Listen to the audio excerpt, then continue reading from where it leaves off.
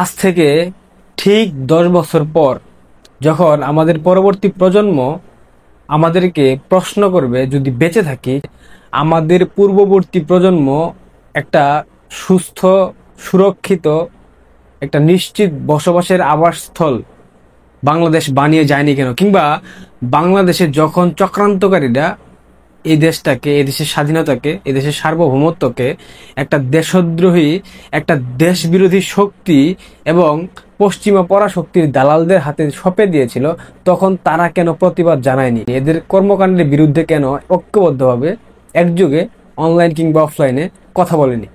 সেই প্রশ্নে যেন আমাদেরকে জর্জরিত হতে না হয়, সেই জায়গা থেকে আজকে কিছু 71-এর পরবর্তী সময়ে বাংলাদেশে যে মির্জাফর মুস্তাকদের জন্ম হয়েছে, যেই মির্জাফর মুস্তাকদের স্বার্থের জন্য, রাজনৈতিক স্বার্থ চরিতার্থ করার জন্য পুরো দেশটাকে, পুরো দেশের স্বাধীনতাকে, সার্বভৌমত্বকে, পুরো দেশের একটা প্রজন্মকে ধ্বংসের পথে ঠেলে দিয়েছে এবং প্রতিনিয়ত সেই ধ্বংসের দিকে তারা কাজ করে যাচ্ছে।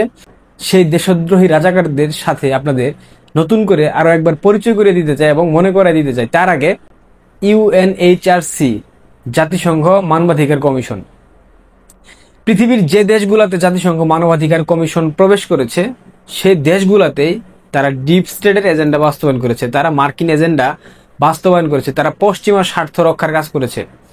জাতিসংঘ, ইউএনএইচআরসি অর্থাৎ জাতিসংঘ মানবাধিকার কমিশন, জাতিসংঘ শান্তিরক্ষী মিশন, সবকিছুর যোগসূত্র একটাই, মার্কিন স্বার্থ রক্ষা করা, ডিপ স্টেটের স্বার্থ এজেন্ডা বাস্তবায়ন করা, এটাই। এছাড়া আর কোনো কিছু নাই। বাদবাকি যেগুলো আপনারা দেখেন বা আমরা দেখি বা অনেকে জানে, এগুলো সব মিথ্যাচার, সব ভুগাস।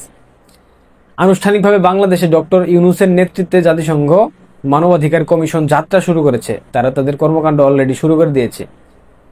এখন এই যে তথাকথিত রাজনৈতিক দলগুলা, এদের কি উচিত ছিল না এই মানবাধিকার কমিশনের বিরোধিতা করা? কারণ আলটিমেটলি এই দেশে মানবাধিকার কমিশনের প্রবেশ ঘটেছে এই দেশকে উত্তপ্ত করার জন্য, এই দেশে একটা গৃহযুদ্ধ বাঁধানোর জন্য। বাংলাদেশের তথাকথিত রাজনৈতিক দল জামাত, মৌলবাদী পেতাত্তা পাকিস্তানের দূষররা, তারা মুখে বলে বাংলাদেশে জাতিসংঘ মানবাধিকার কমিশনের অফিস করতে দেওয়া হবে না, এইটা বাংলাদেশকে দীর্ঘমেয়াদী যুদ্ধের দিকে ধাবিত করবে।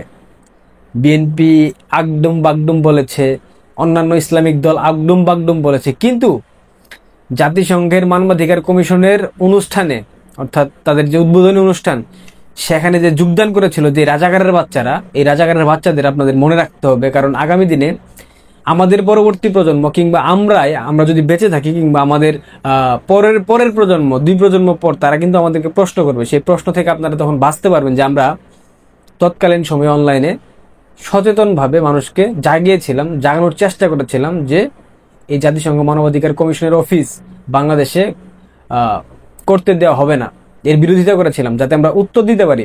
তো সেই জায়গা থেকে সেই রাজাকারদেরকে, যে রাজাকাররা জাতিসংঘের মানবাধিকার কমিশন তাদের যে প্রতিষ্ঠাকালীন অনুষ্ঠান, সেই অনুষ্ঠানে যারা গিয়েছিল, প্রথমত আমাদের শান্তির পায়রা, শান্তির দূত আমাদের সুদখোর মহাজন ইউনূস, দ্বিতীয়ত জামাতের সাদা শকুন শফিক আমির, তৃতীয়ত বিএনপির রাজাকারের শাবক মির্জা ফখরুল ইসলাম আলমগীর, তৃতীয়ত এনসিপির যে হিজবুতি জিহাদি জঙ্গির জামাতি আখতার, এরপর ইনকিলাব মঞ্চের যে হাদি থেকে শুরু করে আরো বাদবাকি যে অ্যাক্টিভিস্টগুলো রয়েছে তারাও গিয়েছিল, তথাকথিত ইসলামিক স্কলার, জঙ্গি পাকিস্তানের দূষর আব্দুল্লাহ আল মাসুদ, এই আব্দুল্লাহ আল মাসুদও গিয়েছিল। এদেরকে চিনে রাখতে হবে, এই জন্যই আমি আপনাদেরকে মূলত দেখাচ্ছি। এলজিবিটিকিউ এর এক সমর্থক গোষ্ঠী এবং তথাকথিত ফটো সাংবাদিক শহীদুল বাটপার, লাল পাঞ্জাবি পরিহিত, মাস্ক পরা মুখে যেটা, এটা শহীদুল বাটপার। তারপর আরেকজন সমকামী অ্যাক্টিভিস্ট, এলজিবিটিকিউ সমকামী ট্রান্সজেন্ডার অ্যাক্টিভিস্ট, জাতীয় নাগরিক কমিটির মতি উকিল, সুপ্রিম কোর্টের অ্যাডভোকেট মতি উকিল, এই বাটপার জুলাই আগস্টের অভ্যুত্থানের সময়, মানে জঙ্গি বিপ্লবের সময় মানে চরম ভূমিকা রেখেছিল। এরপর আমার দেশ পত্রিকার যে জঙ্গি, যে তুর্কিতে দীর্ঘদিন পালিয়েছিল, পাকিস্তানের পেতাত্তা মাহমুদুর রহমান।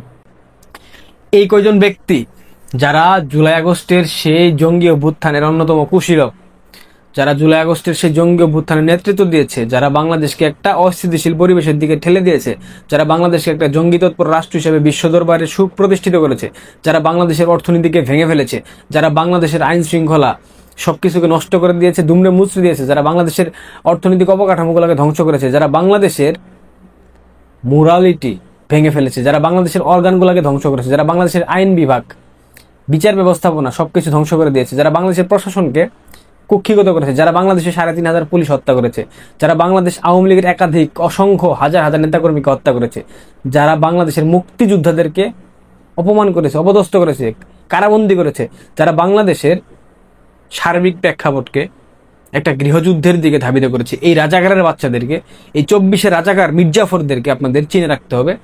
কারণ অদূর ভবিষ্যতে এই মির্জাফররা যেন আমাদের পরবর্তী প্রজন্মের সামনে এসে কথা না বলতে পারে, কিংবা এই মির্জাফরদের পরবর্তী প্রজন্ম, তাদের ঔরসজাত যে সন্তানগুলো সৃষ্টি হবে, ভূমিষ্ঠ হবে, এরা যাতে করে কোনোভাবেই বাংলাদেশের স্বাধীনতা সার্বভৌমত্ব নিয়ে কথা বলার সাহস না পায়, কোনো প্রকার ধৃষ্টতা না দেখায়। এবং এদের পরবর্তী প্রজন্মকে এমন একটা শিক্ষা দিতে হবে যাতে করে তাদের ঔরস থেকে কোনো দেশদ্রোহী রাজাকার স্বাধীনতা বিরোধী শক্তি পাকিস্তানের প্রেতাত্মা জন্ম না নেয়। কারণ পাকিস্তানিদের বীর্য অনেক বেশি শক্তিশালী, পাকিস্তানিদের ডিম্বাণু অনেক বেশি শক্তিশালী, যার কারণেই এই জারজদের বাংলাদেশের মাটিতে পুনরুত্থান ঘটেছে স্বাধীনতার 54 বছর পরে সে।